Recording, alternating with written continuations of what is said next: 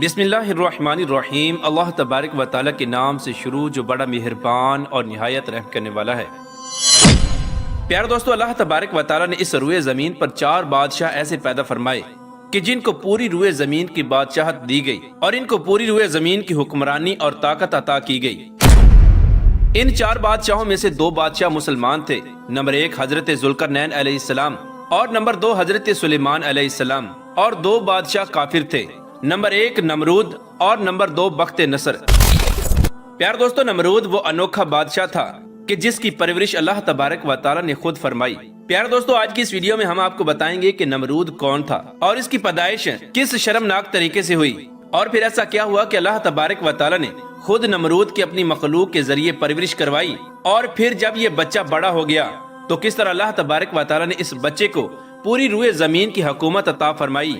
لیکن اس کے باوجود کس طرح اس نمرود نے خدائی کا جھوٹا دعویٰ کیا اور اللہ تبارک و تعالیٰ کی ذات کو جنگ کے لیے للکارا، اور اللہ تبارک و تعالیٰ کے پیارے نبی حضرت ابراہیم علیہ السلام کو آگ میں ڈالا۔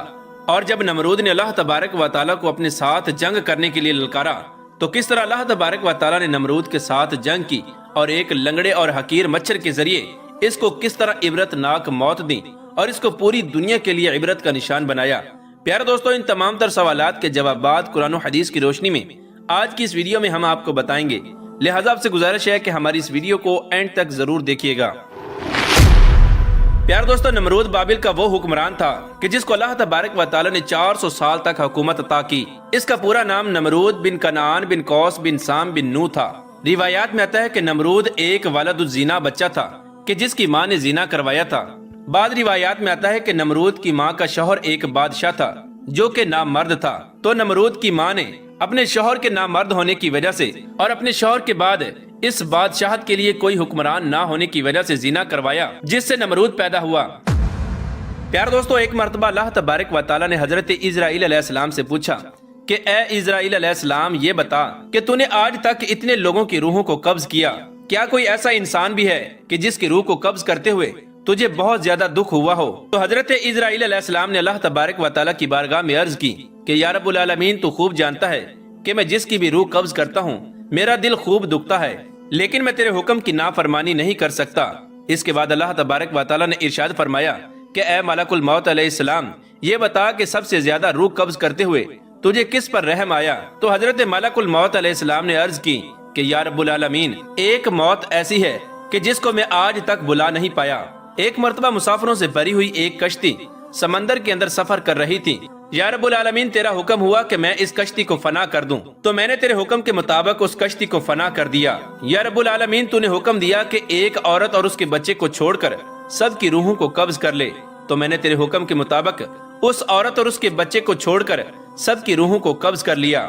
اس کے بعد اس کی ماں اور اس کا بچہ کشتی کے ایک تختے پر باقی رہ گیا۔ اس وقت میں اس بچے اور اس کی ماں کی جان کے بچ جانے پر بہت خوش ہوا، لیکن پھر تیرا حکم ہوا کہ اس بچے کی ماں کی روح کو بھی قبض کر لیا جائے اور اس بچے کو سمندر کے اندر تنہا بنا ماں کے چھوڑ دیا جائے۔ یا رب العالمین، تو خوب جانتا ہے اس وقت تیرا یہ حکم پاتے ہی میرا کلیجہ کانپ گیا تھا، لیکن میں تیرے حکم کی نافرمانی نہیں کر سکتا۔ میں نے تیرے حکم کے مطابق اس کی ماں کی روح کو بھی قبض کر لیا اور اس شیر خوار بچے کو سمندر کے اندر تنہا چھوڑ دیا۔ یا رب العالمین، اس طرح جب میں نے اس بچے کی ماں کی روح کو قبض کیا تو مجھے اس پر بہت رحم آیا اور اس کا دکھ مجھے آج تک نہیں بھولتا۔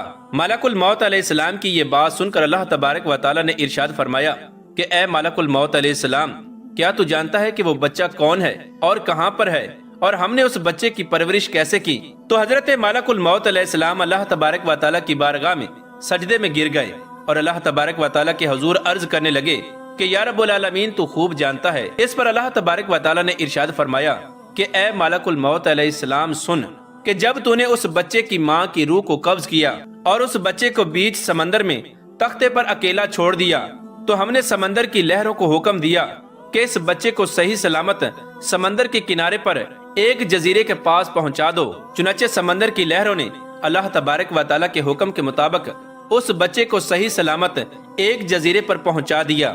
وہاں اس جزیرے کے اندر اللہ تبارک و تعالیٰ نے اس بچے کی پرورش کا خوبصورت انتظام کیا۔ اس بچے کے لیے ایک خوبصورت بستر بنایا، اس کے ارد گرد طرح طرح کے پھول اگائے اور طرح طرح کے پرندوں کو حکم دیا کہ وہ اس بچے کے آس پاس آ کر رہیں اور چہچہائیں، اور اللہ تبارک و تعالیٰ نے سورج کو حکم دیا کہ اس بچے پر اپنی تیز دھوپ نہ پڑنے دے، اور ہوا کو حکم دیا کہ اس بچے کو کوئی نقصان نہ پہنچائے۔ اسی دوران وہاں پر ایک بھیڑیے نے اپنے بچوں کو جنم دیا، تو اللہ تبارک و تعالیٰ نے اس بھیڑیے کی یہ ڈیوٹی لگائی کہ وہ اپنے بچوں کے ساتھ اس بچے کو بھی دودھ پلائے۔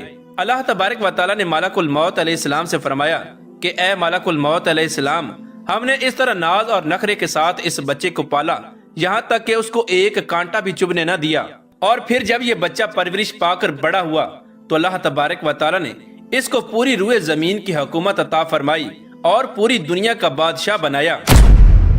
اللہ تبارک و تعالیٰ نے ملک الموت علیہ السلام سے ارشاد فرمایا کہ اے ملک الموت علیہ السلام، تم جانتے ہو کہ وہ بچہ کہاں پر ہے؟ تو ملک الموت علیہ السلام سجدے میں گر پڑے اور اللہ تبارک و تعالیٰ کی بارگاہ میں عرض کرنے لگے کہ یا رب العالمین، تو خوب جانتا ہے۔ اس پر اللہ تبارک و تعالیٰ نے ارشاد فرمایا کہ اے ملک الموت علیہ السلام، اب وہ بچہ ایک بہت بڑا بادشاہ بن چکا ہے، اور اس نے میری نعمتوں کو بلا کر خدائی کا دعویٰ کر دیا ہے، اور اسی بچے نے میرے خلیل حضرت ابراہیم علیہ السلام کو آگ میں ڈالا ہے۔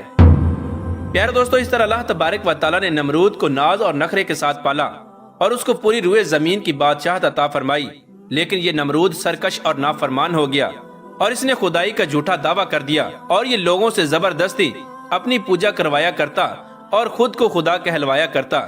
نمرود کی ہدایت کے لیے اللہ تبارک و تعالیٰ نے اپنے خلیل حضرت ابراہیم علیہ السلام کو مبعوث فرمایا۔ حضرت ابراہیم علیہ السلام نے نمرود کو اللہ تبارک و تعالیٰ کا حکم سنایا اور اللہ تبارک و تعالیٰ کی وحدانیت کی طرف بلایا، لیکن نمرود نے حضرت ابراہیم علیہ السلام کی ایک نہ مانی اور اسی طرح سرکشی پر اڑا رہا اور خود کو خدا کہلواتا رہا اور اپنی پوجا کرواتا رہا، اور جو شخص نمرود کو خدا ماننے سے انکار کرتا یہ اس پر ظلم و ستم کرتا۔ پیارے دوستو، نمرودی دور کے اندر بت پرستی اس قدر عام تھی کہ ہر گھر میں بتوں کی پوجا کی جاتی تھی۔ اس نمرودی دور میں حضرت ابراہیم علیہ السلام وہ واحد شخص تھے جو اللہ تبارک و تعالیٰ کی وحدانیت پر ایمان رکھتے تھے اور ایک خدا کی عبادت کیا کرتے تھے۔ حضرت ابراہیم علیہ السلام نے نمرودی قوم کو 12 دفعہ سمجھایا اور بت پرستی سے منع کیا اور ایک خدا کی عبادت کرنے کا حکم دیا، لیکن یہ نمرودی قوم نمرود کی طرح اپنے کفر و شرک سے باز نہ آئی اور اسی طرح بت پرستی کے اندر مبتلا رہی۔ ایک دن حضرت ابراہیم علیہ السلام نے ان کے جھوٹے خداؤں کو اور ان کے جھوٹے بتوں کو جھوٹا ثابت کرنے کا ارادہ فرمایا اور ان کے جھوٹے خداؤں کو جھوٹا ثابت کرنے کا ارادہ فرمایا۔ چنانچہ حضرت ابراہیم علیہ السلام نے ایک کلہاڑا لیا اور ان کے بت خانے میں پہنچ گئے جہاں ان کے تمام بڑے بڑے بت موجود تھے۔ حضرت ابراہیم علیہ السلام نے اس کلہاڑے کی مدد سے اس بت خانے میں موجود تمام بتوں کو توڑ دیا اور وہاں پر موجود ایک سب سے بڑے بت کو چھوڑ دیا اور وہ کلہاڑا اسی بت کے کندھے پر رکھ دیا تاکہ ان تمام بتوں کے ٹوٹنے کا الزام ان کے بڑے خدا اور ان کے بڑے بت پر لگایا جائے۔ چنانچہ جب لوگ اپنے بت خانے میں واپس آئے تو انہوں نے اپنے تمام بتوں کو ٹوٹا ہوا دیکھا۔ اس وقت تمام نمرودی اس بات کو سمجھ گئے کہ ہمارے اندر صرف ایک ہی انسان ایسا ہے جو بتوں کے خلاف باتیں کرتا ہے اور ایک خدا کی عبادت کرنے کا حکم دیتا ہے۔ چنانچہ تمام نمرودیوں نے حضرت ابراہیم علیہ السلام کو اپنے پاس بلایا اور ان سے پوچھنے لگے کہ ہمارے بتوں کو کس نے توڑا ہے؟ تو حضرت ابراہیم علیہ السلام نے بڑی ہی حکمت عملی سے جواب دیتے ہوئے ارشاد فرمایا کہ اپنے اس بڑے بت سے پوچھو جو تمہارا سب سے بڑا خدا ہے، اسی نے توڑا ہوگا۔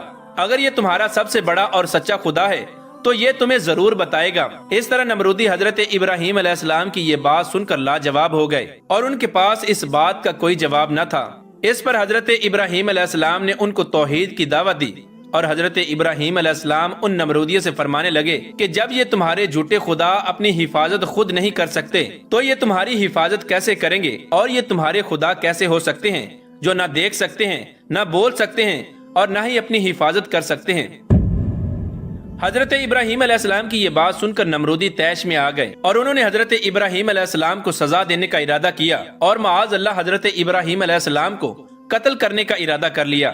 چنانچہ تمام نمرودی نمرود کے دربار میں جمع ہوئے اور سارا واقعہ نمرود کو سنایا۔ نمرود یہ سارا واقعہ سن کر غضبناک ہو گیا اور غصے میں آ کر کہنے لگا کہ حقیقی خدا تو میں ہوں، وہ کون ہوتا ہے ہمارے بتوں کو توڑنے والا اور میرے علاوہ کسی اور خدا کی عبادت کرنے والا؟ چنانچہ نمرود نے حضرت ابراہیم علیہ السلام کو ایسی سزا دینے کا ارادہ کیا کہ جس کی تاریخ میں کوئی مثال نہ ملے۔ چنانچہ نمرود نے حکم دیا کہ ایک وسیع میدان کے اندر آگ جلائی جائے اور اس آگ کے اندر حضرت ابراہیم علیہ السلام کو ڈال دیا جائے اور معاذ اللہ ان کو قتل کر دیا جائے۔ चुनाचे नमरूद के हुक्म के मुताबिक ऐसा ही किया गया। एक वसी मैदान के अंदर आग जलाई गई और वो आग इतने वसी मैदान के अंदर जलाई गई थी और वो आग इतनी ज्यादा थी कि उसके शोले आसमानों को छू रहे थे। इस तरह जब वो आग जला दी गई तो हजरत इब्राहिम अलैहिस्सलाम को सजा देने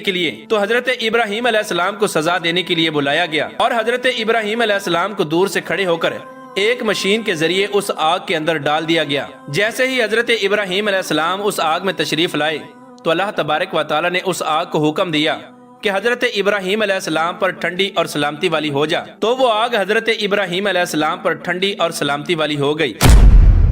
हजरत इब्राहिम अलैहिस्सलाम इरशाद फरमाते हैं कि मैं जितने दिन आग में रहा उतने दिन में अल्लाह तबारक व तआला की खास फजल और रहमत में था और जितना सुकून मुझे उस आग में मिला इतना सुकून पहले कभी नहीं मिला था। चुनाचे हजरत इब्राहिम अलैहिस्सलाम कई दिन तक उस आग में रहे और बिलाखिर अल्लाह तबारक व तआला के हुक्म से हजरत इब्राहिम अलैहिस्सलाम कुछ दिनों बाद उस आग से जिंदा बाहर आ गए। ये मंजर देखकर तमाम नमरूदी हैरान रह गए, लेकिन इसके बावजूद हजरत इब्राहिम अलैहिस्सलाम ने अल्लाह तबारक व तआला का पैगाम पहुंचाना बंद न किया और आप अलैहिस्सलाम मुसलसल नमरूद को और नमरूदियों को अल्लाह तबारक व तआला का पैगाम पहुंचाते रहे और एक खुदा की इबादत करने का हुक्म देते रहे। चुनाचे बार बार हजरत इब्राहिम अलैहिस्सलाम के दावत हक देने से नमरूद तंग आ गया और बिलाखिर तंग आकर नमरूद हजरत इब्राहिम अलैहिस्सलाम से पूछने लगा कि बता तेरा खुदा कौन है। तो हजरत इब्राहिम अलैहिस्सलाम ने इरशाद फरमाया कि मेरा खुदा वो है जो जिंदगी और मौत देता है। हजरत इब्राहिम अलैहिस्सलाम की ये बात सुनकर नमरूद हंसने लगा और हजरत इब्राहिम अलैहिस्सलाम से कहने लगा कि ये कौन सी बड़ी बात है, ये तो मैं भी कर सकता हूँ। इसके बाद नमरूद ने 2 कैदियों को बुलाया जिनको सजाए मौत हो चुकी थी और उन कैदियों को तमाम लोगों के सामने बुलाकर नमरूद ने एक को कत्ल कर दिया और एक को आजाद कर दिया। और इस तरह नमरूद हजरत इब्राहिम अलैहिस्सलाम से कहने लगा कि देखो मैंने एक को जिंदगी दे दी और एक को मौत दे दी। इस तरह नमरूद हजरत इब्राहिम अलैहिस्सलाम के सामने बातिल दलीलें पेश करने लगा। इसके बाद हजरत इब्राहिम अलैहिस्सलाम ने नमरूद के सामने उसकी अकल के मुताबिक दलील दी। हजरत इब्राहिम अलैहिस्सलाम ने इरशाद फरमाया कि मेरा खुदा वो है जो सूरज को मशरिक से तुलू करता है और मगरिब में गरूब करता है। अगर तू सच्चा खुदा है तो सूरज को मगरिब से तलू करके दिखा।